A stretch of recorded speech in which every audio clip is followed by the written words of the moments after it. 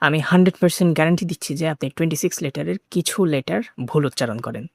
আজকে আমরা সেই ভুল উচ্চারণগুলোকে সঠিক উচ্চারণ কিভাবে করতে হয় সেটাই সাথে আছি আমি মোহাম্মদ আরফাতুর রহমান। আমাদের আরও একটি চ্যানেল আছে যেখানে আমরা শর্ট ভিডিওস আপলোড করি। আমাদের vocabulary রিলেটেড ভিডিওগুলো আপলোড করা হয়।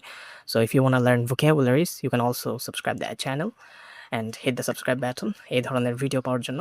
So let's begin. অলরাইট, আমরা স্ক্রিনে চলে এসেছি। আমরা যেগুলো রেড মার্ক করে দিয়েছি সেগুলোই হচ্ছে আমরা মিসপ্রোনাউন্স করি, ভুল প্রোনাউন্স করি।